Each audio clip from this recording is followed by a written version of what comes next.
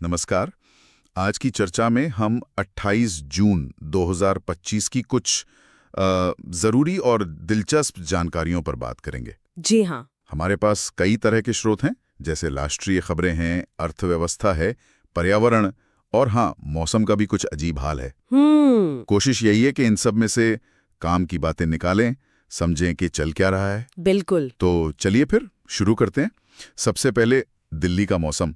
बड़ी अजीब बात है। हाँ, क्या हुआ? एक ही दिन में पहले जबरदस्त गर्मी और फिर कहते हैं बारिश की भी संभावना है। अच्छा, एक ही दिन में? हाँ, लगता है ये मॉनसून का जो पैटर्न है वो वाकई बदल रहा है। दिल्ली वालों को थोड़ा ध्यान रखना होगा।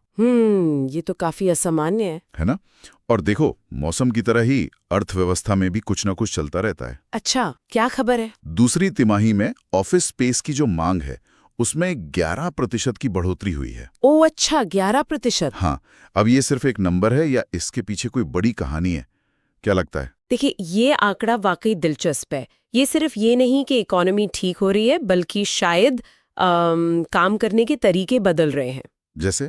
हाइब्रिड मॉडल वगैरह। हाँ, बिल्कुल। हाइब्रिड मॉडल हो सकता है, या फिर शायद टियर 2 शहरों में नए ऑफिस खुल रहे हों। ये देखना होगा कि डिमांड आ कहाँ से रही है, आईटी से, फाइनेंस से। सही बात है, ये आगे देखने लायक रुझान है। हाँ बिल्कुल, इससे पता चलेगा कि इकोनॉमी किस तरफ जा रही है। हाँ, और ये बढ़त टिकती है या नहीं ये भी देखना होगा। खैर, विकास की बात चली है तो एक तरफ ऑफिस स्पेस बढ़ रहा है, दूसरी तरफ पर्यावरण का भी ध्यान रखा जा रहा है, ऐसा लगता है। अच्छा, कैसे? दिल्ली मुंबई एक्सप्रेसवे पर भारत का सबसे लंबा एनिमल ओवरपास खुला है। अरे वाह, ये तो बहुत अच्छी खबर है। हाँ, ये खास तौर पर बाघों और तेंदुओं जैसे वन्य जीवों के लिए बनाया गया है, ताकि वो सुरक्षित सड़क पार कर सके। ये बहुत जरूरी है। देखिए, ये सिर्फ एक पुल नहीं है, ये दिखाता है कि हम विकास के साथ साथ संरक्षण को भी अहमियत दे रहे हैं। सही कहा। वन्यजीव गलियारे मतलब वाइल्ड लाइफ कॉरिडोर्स बचाना बहुत जरूरी है पूरे इकोसिस्टम के लिए। हालांकि ये एक अच्छा कदम है, पर सोचना ये भी होगा कि ऐसे और कितने प्रयासों की जरूरत है। बिल्कुल सही। अच्छा, राष्ट्रीय स्तर पर कुछ और खबरें भी हैं, छोटी मगर अहम। जी। प्रधानमंत्री जी ने रथ यात्रा के मौके पर शुभकामनाएं दी। और खेलों की बात करें तो नवंबर में जयपुर में खेलो इंडिया यूनिवर्सिटी गेम्स होंगे। अच्छा, खेलो इंडिया? हाँ, करीब 4000 एथलीट हिस्सा लेंगे इसमें।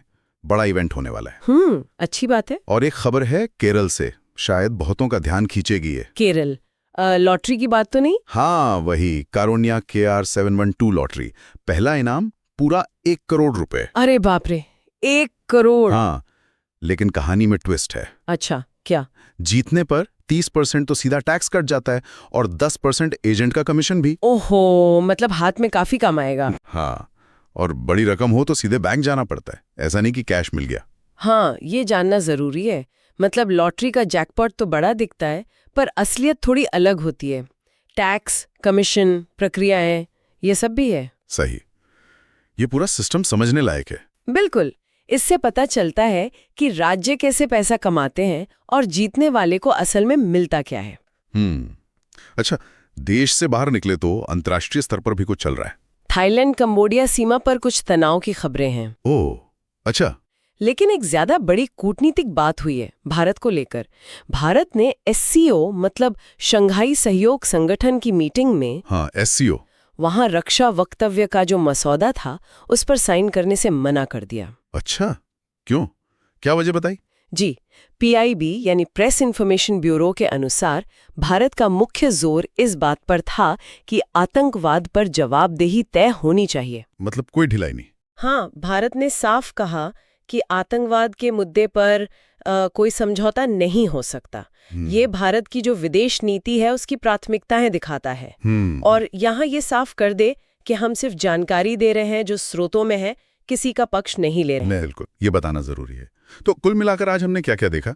दिल्ली का वो अजीब मौसम, हाँ, गर्मी और बारिश, ऑफिस स्पेस की बढ़ती मांग, और उसके मतलब वन्य जीवों के लिए वो नया ओवरपास, खेलो इंडिया गेम्स की तैयारी, केरल लॉटरी की असलियत, और अंतर्राष्ट्रीय मंच पर भारत का वो स्टैंड। काफी कुछ हुआ है एक ही दिन में। बिल्कुल, और ये सब अलग अलग खबरें हैं, लेकिन अगर इन्हें जोड़कर देखें तो एक बड़ी तस्वीर उभरती है ना?